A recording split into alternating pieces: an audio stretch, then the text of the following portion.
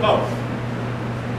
So, there was some reports in 1842 making sure that nobody was being exported out of the Bahamas into other places for slavery. And each island had to give a report. Some gave better reports than others. There's also the Royal Gazette, which was the newspaper. The Royal Gazette was not only the newspaper, but it was the official announcements for the government. So a lot of things you don't find in the COs, in the archives, or the places. If you have the time to go through the Royal Gazette, and I find it takes me about a week to go through a year of them, whenever I have the luxury of coming to Nassau, you can find out a whole lot. Some of the reports have to be put in there. You know, you don't find the attachments, but the reports are there. And there's another source. There were some shipwrecked Americans. And this happened a lot in Abaco and Grand Bahama. And wrecking was a way of life also in Bimini and in the Berry Islands. Now, we said who the liberated Africans were about. We said how many of them and which period. And at least 135 of them settled in Grand Bahama, 35 in Abaco, and 49 in Berry Islands. Now, I must tell you what is considered the Northern Bahamas. That's according to what you're looking at.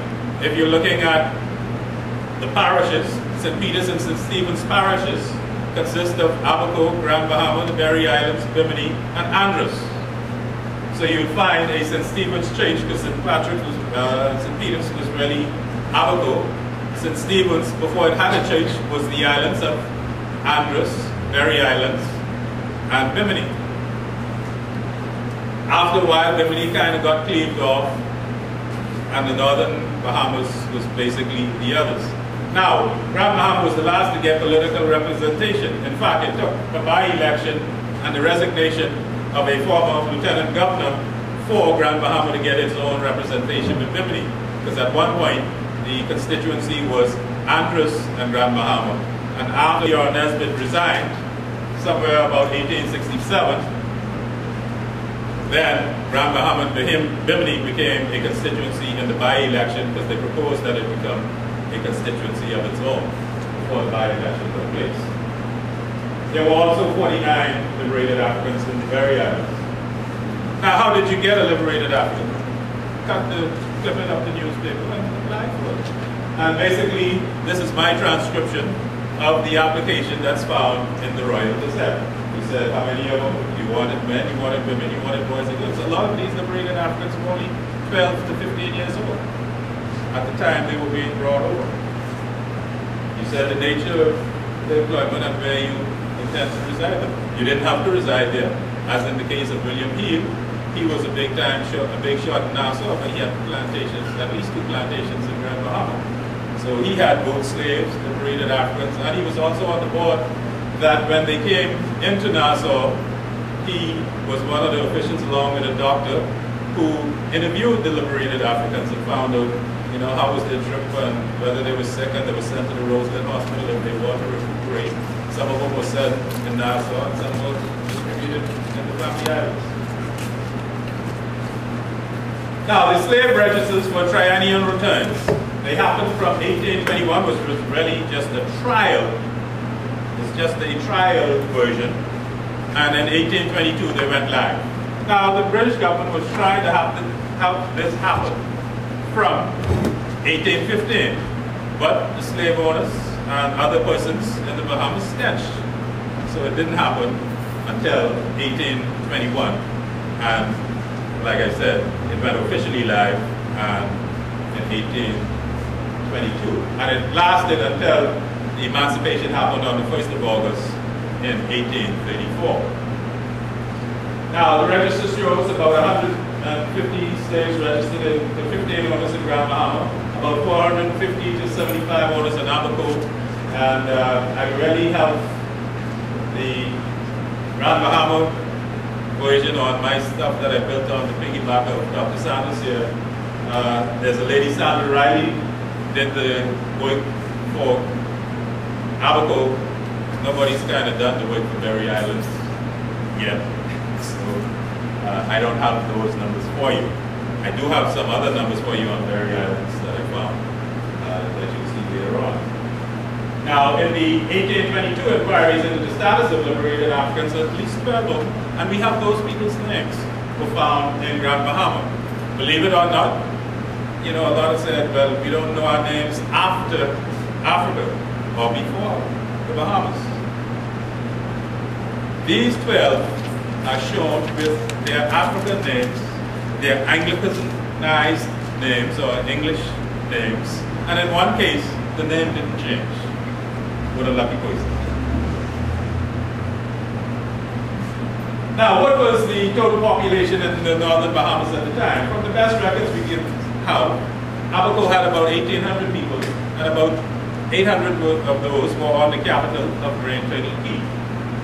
Grand Bahama had 600 persons, 133 were previously free before emancipation. Berry Islands had about 210 persons altogether, and out of those figures, 16 were whites, 155 were Negroes. In other words, they may or may not have been in slavery, but they were not liberated Africans at the time of emancipation. Now, if you were free before emancipation, you didn't get counted in the liberated Africans at that time. Okay? Because your servitude, basically the liberated Africans, they were like indentured servants, so to speak, but their rations were the same as the slaves. 8 quarts of corn a month, 2 suits of clothes a year. And some people wrote, said they're happy out of it. Be thankful for where we've come out of. And in Bimini, there was really nobody living there before the 1850s. Every so often somebody would go over and pitch a tent or you know, have a temporary housing situation, but there were no permanent Biminites after the Indians were removed to Cuba and before 1850. The post-emancipation efforts were made to resettle slaves, and this is where the special justices came in. In addition to being a special justice, or stipendary justice, some of them were called, they were also on the land board. They were made members of directors of the land board and forest. And they were also on the board formed to try and educate the children of former slaves and liberated Africans. Why was there no education for them before? Because as a slave, you went and started weeding the fields at 5. So you went to work at 5. After emancipation, then they tried to have them educated. Now, you all are familiar with some of the Nassau ones, and I was surprised to find some other Nassau ones that don't come up very regularly. Yambia, Adelaide, Carmichael, Grantstown, the Pond. The Pond, yes. Yeah. In St. Matthews, that swamp was filled in to resettle liberated Africans and emancipated slaves. Sunderland's allotment. Mr. Sunderland's let his slaves started to buy land before they even had a policy. Freetown, near St. James Road. There's a Freetown in Foxhill. There's a Freetown in Grand Bahama. There's a Freetown in South Eleuthera. So there were Freetowns popping up all over the place. Some on Crown land for the resettlement efforts, some on private land. The private people allowed their people to have some of the land or work. Now, Eleuthera, although not quite the northern Bahamas, I want to introduce that because some of the concepts that I'm going to tell you about later are going to come up, and Eleuthera is the best example that I have so far. There was Pitman's Cove, which